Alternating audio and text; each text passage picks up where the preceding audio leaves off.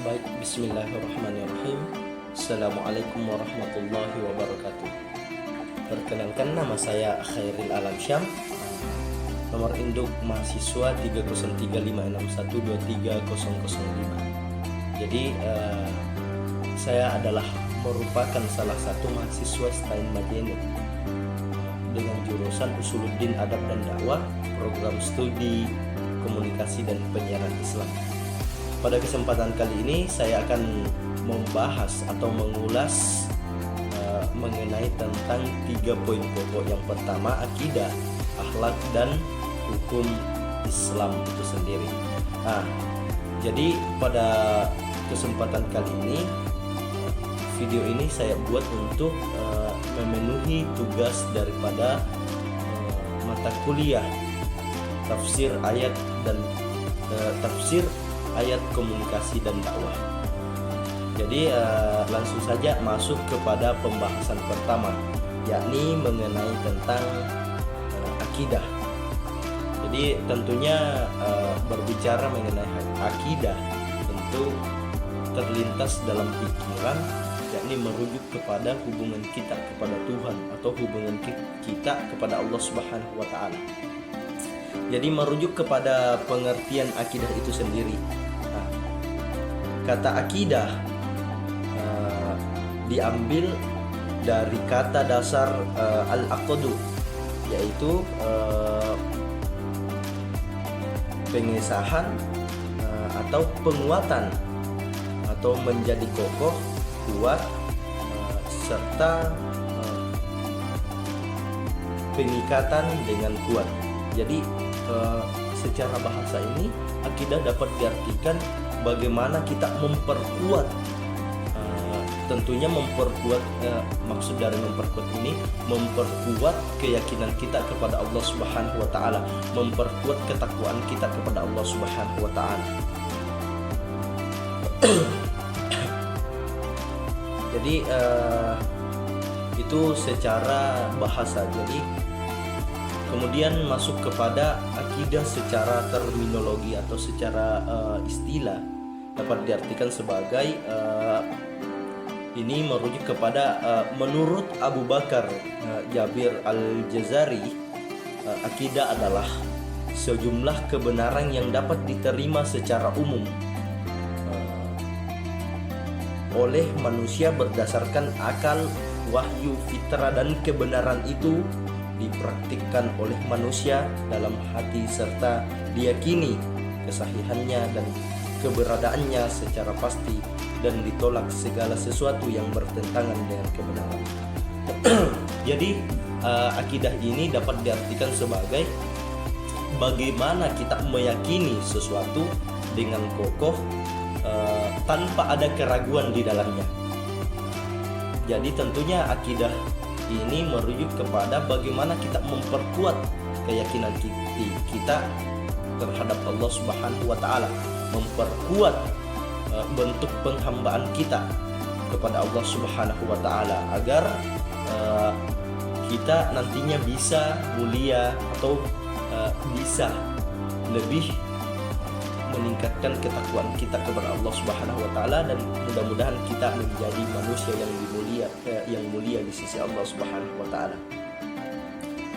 Jadi berdasarkan hal ini tentunya banyak ayat-ayat Al-Qur'an yang membahas tentang akidah itu sendiri. Salah satunya adalah Quran surah An-Nisa ayat 136.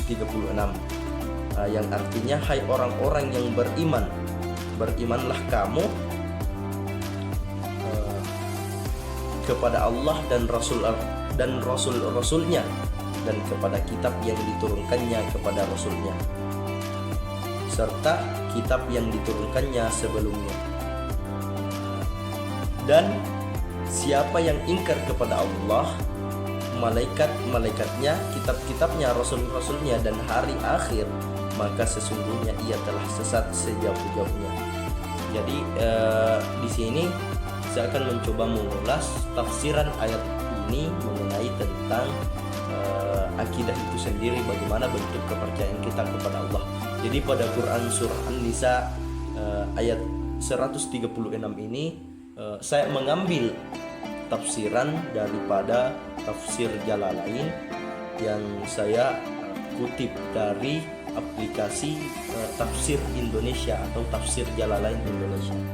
Jadi pada tafsir ini menjelaskan bahwasanya hai orang-orang yang beriman, berimanlah kamu. Artinya tetaplah beriman kepada Allah dan Rasulnya dan kepada kitab-kitab yang diturunkannya kepada Rasulnya, yaitu Muhammad sallallahu alaihi wasallam, yakni Al-Quran serta kitab-kitab yang diturunkan sebelumnya. Maksudnya kitab-kitab yang diturunkannya kepada para rasul, dan menurut satu qiraat kedua kata kerjanya dalam bentuk pasif.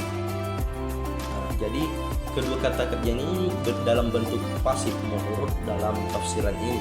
Kemudian dan siapa yang ingkar kepada Allah Subhanahu wa taala, kepada malaikat-malaikat, kepada kitab-kitabnya, kepada rasulnya, dan hari akhirnya, maka sungguh ia telah sesat sejauh-jauhnya dari kebenaran. Jadi pada tafsir ini menjelaskan tentang bahwasanya kita dituntut untuk yakin,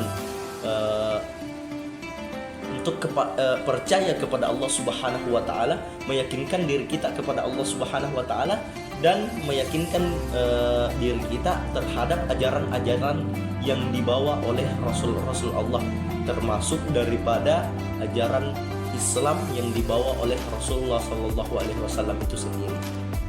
Nah, itu salah satu ayat yang membahas tentang akidah itu sendiri. Kemudian adapun ayat-ayat yang lain, yakni pada surah Al-An'am ayat 151. Kemudian kita beranjak kepada poin kedua, yakni mengenai tentang akhlak itu sendiri.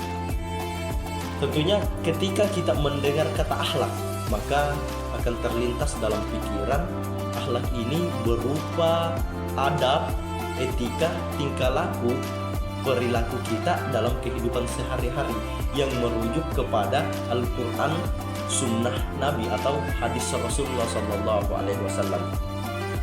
Jadi merujuk kepada pengertian akhlak itu sendiri. Akhlak berasal dari bahasa Arab. Bentuk jamak dari mufradnya yaitu khuluqun, yang berarti budi pekerti, perangai, tingkah laku, dan tabiat. Sedangkan menurut istilah, akhlak adalah pengetahuan yang menjelaskan tentang baik dan buruknya atau benar dan salahnya, serta mengatur pergaulan manusia dan menentukan tujuan akhir dari usaha dan pekerjaannya. Jadi akhlak ini adalah sebuah tingkah laku yang pada akhirnya akan mengatur atau bagaimana menyesuaikan atau menata hidup manusia itu sendiri agar lebih baik lagi, dalam artian lebih beradab, lebih berakhlak, tingkah lakunya selalu merujuk kepada hal-hal yang positif tanpa merugikan orang lain maupun dirinya sendiri. Jadi kemudian akhlak tidak terlepas dari akidah dan syariah. Jadi akhlak ini sangat berhubungan dengan akidah atau keyakinan serta kepercayaan kita kepada Allah Subhanahu wa taala. Mengapa demikian?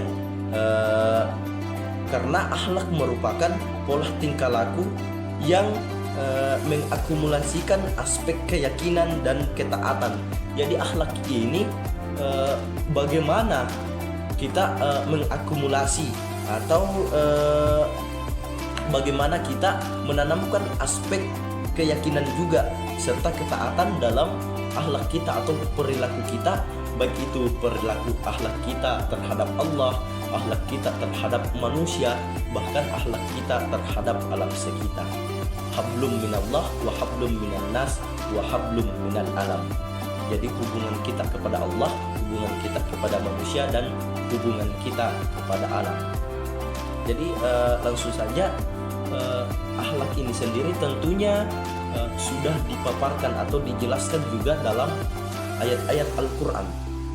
salah satu ayat yang membahas tentang akhlak itu sendiri, yakni pada Quran surah Al-Baqarah ayat 152 sampai 153. Jadi pada ayat 152 dalam tafsirannya itu mengatakan, karena itu ingatlah kamu kepadaku, kata Allah dalam ayat itu, yakni dengan sholat, tasbih dan lain-lain, niscaya aku ingat kepadamu. Ada yang mengatakan maksudnya niscaya aku balas amalmu itu dalam sebuah hadis qudsi, siapa yang mengingatku dan dirinya, niscaya aku akan ingat dia dalam diriku, dan barang siapa yang mengingatku di hadapan khalayak atau orang ramai, maka aku akan mengingatnya di hadapan khalayak yang lebih baik. Dan bersyukurlah kepadaku, kata Allah, atas nikmatku dengan jalan taat kepadaku, dan janganlah kamu mengingkariku dengan jalan berbuat maksiat dan durhaka kepadaku. Kemudian lanjutan dari ayat ini, yakni pada Quran surah Al-Baqarah ayat 153, hai orang-orang yang beriman, mintalah pertolongan untuk mencapai kebahagiaan akhirat dengan jalan bersabar, taat melakukan ibadah, dan sabar menghadapi cobaan, dan mengerjakan sholat, dikhususkan menyebutkannya dalam artian ini, dikhususkan menyebutkan Allah Subhanahu wa taala, disebabkan berat dan berulang-ulang, sesungguhnya Allah bersama orang-orang yang bersabar. Artinya selalu melimpahkan pertolongannya kepada mereka. Jadi pada ayat ini menjelaskan bahwasanya kita dituntut untuk bagaimana akhlak kita, atau bagaimana kita bersabar dalam beribadah kepada Allah Subhanahu wa taala. Jadi di sini pada ayat ini juga menjelaskan tentang akhlak kita dalam kehidupan sehari-hari, baik itu akhlak kita terhadap Allah Subhanahu wa taala, akhlak kita terhadap manusia, akhlak kita terhadap alam. Jadi pada ayat ini itu menjelaskan tentang bagaimana kita bersabar dalam menjalani ujian atau menjalani ibadah kita kepada Allah Subhanahu wa taala. Karena sesungguhnya Allah bersama orang-orang yang bersabar dalam ayat ini. Kemudian adapun ayat-ayat yang lain yang menjelaskan tentang akhlak itu sendiri, yakni dalam surah Al-A'raf ayat 199, dalam Quran surah Al-Isra ayat 36 sampai 37. Itulah tadi penjelasan dari akhlak. Kemudian kita masuk kepada penjelasan mengenai hukum. Jadi dalam Islam tentunya harus memiliki hukum. Ketika kita berbicara mengenai hukum, maka akan terlintas di pikiran, yakni berhubungan dengan aturan-aturan yang berlaku dalam Islam. Kemudian kita merujuk kepada pengertian hukum itu sendiri. Hukum dalam Islam menurut harfiah, hukum itu artinya menetapkan sesuatu atas sesuatu. Sedangkan ejaan dalam bahasa Arab ialah al-hukum. Secara ringkas ia berarti ketetapan. Sebab itu berdasarkan ilmu bahasa, hukum Islam yang mana bersumber dari Tuhan disebut hukumullah, berarti ketetapan Allah. Telah menjadi keyakinan yang pasti dalam Islam bahwasanya yang menetapkan hukum itu adalah Allah Subhanahu wa taala. Tak ada hakim selain dari Allah Subhanahu wa taala. Jadi, kemudian menurut sarjana usul fikih, definisi hukum atau al-hukum dirumuskan sebagai berikut, yaitu rumusannya yaitu titah Allah atau sunnah Rasul tentang perilaku atau perbuatan manusia. Jadi hukum ini tentunya merujuk kepada ketetapan atau bagaimana menentukan suatu perkara. atau ketetapan dari Allah Subhanahu wa taala. Jadi berdasarkan artinya tadi bahwasanya itu hukum adalah bagaimana kita menetapkan sesuatu atas sesuatu, dalam artian bagaimana kita menentukan suatu ketentuan terhadap suatu permasalahan atau perkara, sehingga kita lebih bijaksana dalam menentukan sesuatu. Nah, jadi hukum itu merujuk kepada penetapan atau ketetapan kita dalam menentukan sesuatu, dalam menentukan hal yang merujuk kepada positif atau aturan-aturan yang berlaku sesuai dengan syariat Islam. Jadi penjelasan hukum ini juga dijelaskan dalam beberapa ayat Al-Quran. Salah satunya yakni pada Quran surah An-Nisa ayat 58. Jadi pada tafsirannya itu mengatakan bahwasanya sesungguhnya Allah menyuruh kamu untuk menyampaikan amanah. Artinya kewajiban-kewajiban yang dipercayakan dari seseorang kepada yang berhak menerimanya. Nah, ayat ini turun ketika Ali radhiyallahu anhu hendak mengambil kunci Ka'bah dari Utsman bin Talhah Al-Hajabi, penjaganya atau penjaga Ka'bah itu sendiri, secara paksa, yakni ketika Nabi SAW datang ke Mekah pada tahun pembebasan. Utsman ketika itu tidak mau memberikan, lalu kata Utsman, seandainya saya tahu bahwa ia Rasulullah, tentunya saya tidak akan menghalanginya. Jadi pada waktu itu Utsman ini sendiri tidak mengetahui bahwa dia adalah Rasulullah SAW, atau diperintahkan oleh Ali ini diperintahkan oleh Rasulullah SAW. Maka Rasulullah SAW pun menyuruh mengembalikan kunci itu padanya, seraya bersabda, terimalah ini untuk selama-lamanya, tiada putus-putusnya. Utsman merasa heran atas hal itu, lalu dibacakannya ayat tersebut sehingga Utsman pun masuk Islam pada masa itu.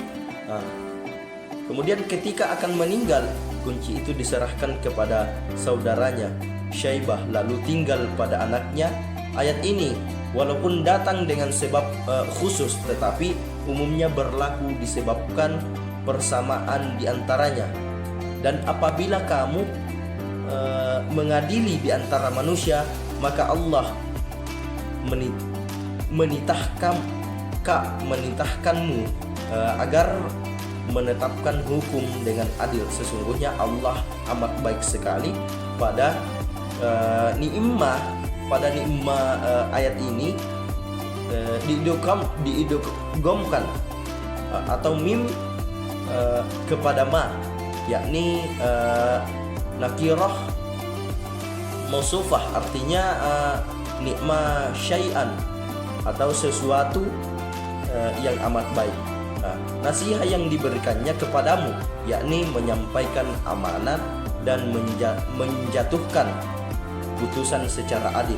Sesungguhnya Allah Maha mendengar akan semua perkataan, lagi Maha melihat segala perbuatan. Jadi pada ayat ini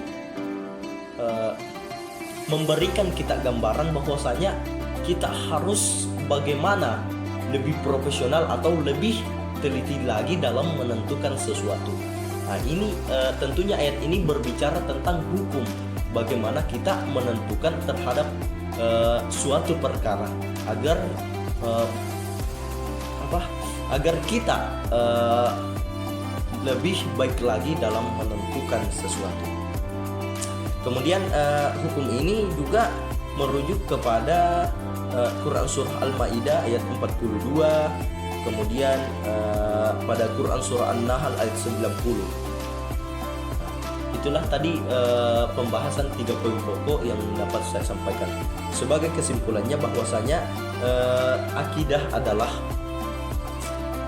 keyakinan atau kepercayaan kita untuk lebih yakin lagi terhadap Allah Subhanahu wa taala. Kemudian akhlak adalah bagaimana tingkah laku kita atau sikap kita dalam menjalani kehidupan agar akhlak kita selalu sejalan dengan syariat Islam. Kemudian hukum adalah bagaimana kita menentukan sesuatu atas sesuatu atau menentukan sebuah perkara agar kita lebih bijaksana serta adil dalam memutuskan sesuatu. Mungkin itu yang dapat saya sampaikan. Lebih dan kurangnya mohon dimaafkan. Billahi taufiq wal hidayah. Wassalamualaikum warahmatullahi wabarakatuh.